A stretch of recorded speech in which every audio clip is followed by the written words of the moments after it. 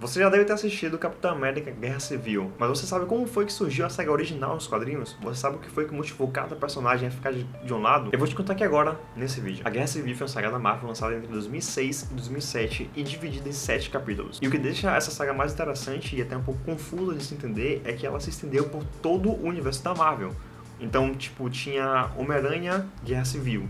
Tinha X-Men e a Guerra Civil. Então, basicamente, eles trouxeram toda essa dinâmica para os quadrinhos pessoais dos personagens. E isso acaba sendo bem interessante de ver, porque a gente acaba explorando como é que isso afetou cada personagem individualmente. Mas chega de enrolação, vamos ao que interessa, porque agora a gente vai começar a contar como foi o primeiro capítulo da saga Guerra Civil. Tudo começa quando um grupo de heróis chamados Novos Guerreiros estão fazendo um reality show, tipo um Big Brother, sabe? Eles estão atrás de um grupo de supervilões que fugiram da Balsas. Sabe aquela prisão de segurança máxima que a gente vê em Capitão América 3?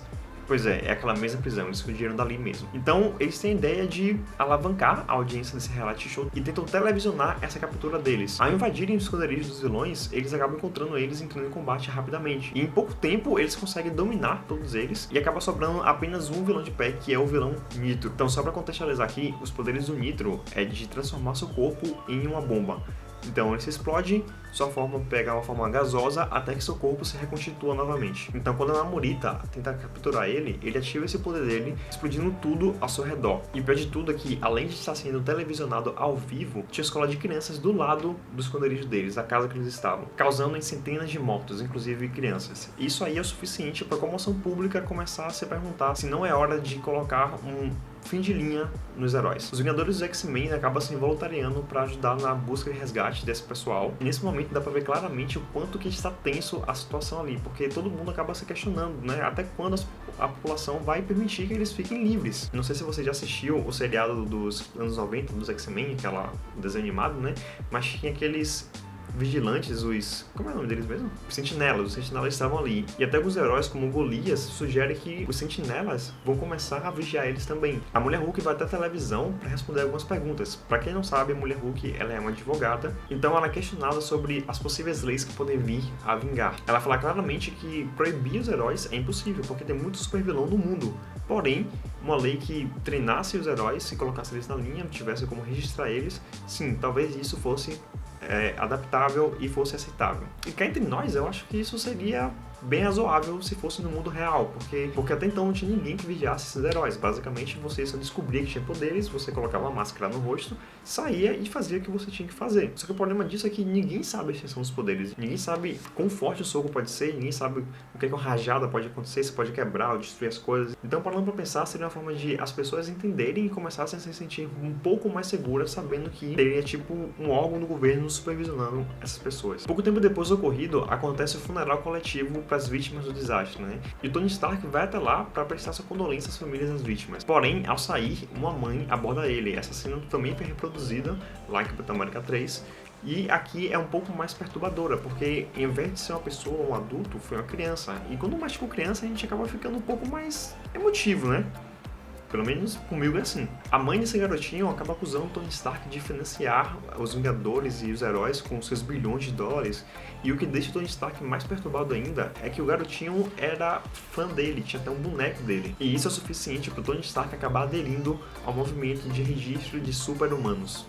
De forma resumida, a lei diz que todo herói deve tirar sua máscara, se registrar e assim ele vai receber seu aval para ser e agir como herói. Só que a diferença agora é que eles vão estar sobre a vigilância de um órgão do governo, então eles seriam tipo policiais com poderes. Em troca eles receberiam salário, receberiam férias, receberiam auxílio do governo e todos os benefícios que assim diferem, né? Isso resolveria muitos problemas, porque imagine se o herói vai lá, quebra uma perna lutando com alguém, ele pode, sei lá, dar entrada no auxílio reclusão, como é que chama mesmo? Acidente de trabalho, né? Então, pois bem, ele poderia fazer isso. Naquela mesma noite, o herói John Stone, o Tocha Humana do Quarteto Fantástico, vai numa balada e tenta passar na frente, ele tenta furar a fila da galera. E todo mundo acaba ficando bolado da vida, né? Tipo, ninguém gosta de esperar horas na fila e chegar um cara passando na frente. E aí, quando o pessoal começa a reagir a isso, reconhecem ele e acabam associando ele ao ataque que teve na escola. O Johnny tenta argumentar, porém antes dele conseguir convencer o pessoal, alguém ataca ele por trás e quando ele cai no chão, acabam espancando ele e ele entra em coma. Isso faz com que todos os heróis se reúnam no edifício Baxter, que é o edifício do Quarteto Fantástico. Alguns heróis começam a se questionar se aquilo ali não era inevitável, se já não estava na hora disso acontecer. E alguns outros defendem que as máscaras, né, a identidade secreta, é uma tradição dos heróis e aquilo não pode ser tirado agora. Inclusive, o Sam Wilson, o Falcão, é o defensor primordial dessa ideia, de que os heróis não devem tirar sua máscara. Por outro lado, os membros do Quarteto Fantástico, a Sue Storm, a irmã do Johnny, fala que isso não é um problema para eles, porque durante todo o tempo, desde que eles começaram a vida de heróis, eles sempre foram figuras públicas, eles sempre estiveram ali, todo mundo sabe onde eles moram, onde eles trabalham, o que eles fazem, então para eles não tem problema nenhum. A diferença é que eles são milionários, né? Então eles têm uma base secreta cheia de tecnologia e segurança. É diferente de outros heróis urbanos como o Demolidor, como o Luke Cage, até mesmo o Homem-Aranha, que mora num lugar...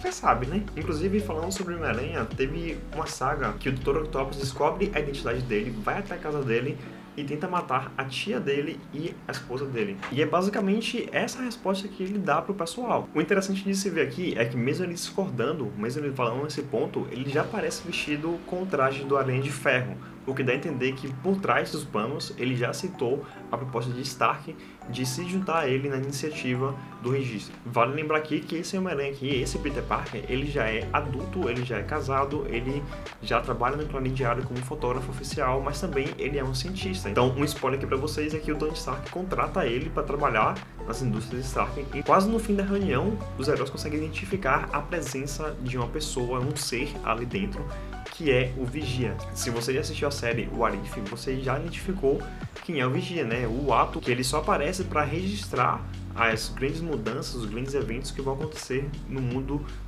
no multiverso, né, no caso. O que basicamente nunca é um bom sinal, porque ele não pode interferir. E no mesmo momento que está acontecendo essa reunião, o Capitão América é chamado na base da SHIELD, que nesse momento está sendo dirigida e comandada pela Maria Hill. O Capitão América acha que não é uma boa ideia forçar os heróis a tirarem suas máscaras. Ele defende também que os heróis devem manter o anonimato e continuar ajudando as pessoas como sempre ajudaram e está acima da lei, né? Não ser direcionado pelo governo que vão dizer quem é o vilão. Ele também acaba levantando a bandeira de que se um herói tirar a máscara, ele vai expor toda a sua família, todos os entes queridos, e os vilões não vão atrás desse herói, vão atrás das famílias deles. E após essa prévia discussão, a Maria Hill pergunta ao Capitão América quantas pessoas ele acha que vão se opor contra ele. E ele diz que a maioria dos heróis que vão se opor são alguns heróis urbanos, né? Alguns heróis mais comuns. E ela deixa entender que não é ninguém que o Capitão América possa lidar. Ou seja, o Capitão América entende que ele terá que ser o responsável por caçar e capturar essas pessoas. E até mesmo antes da lei entrar em vigor. Então a Maria Hill quer agir ali de imediato, pegar esses heróis de surpresa e prender eles. Acontece que o Capitão América se recusa a fazer isso.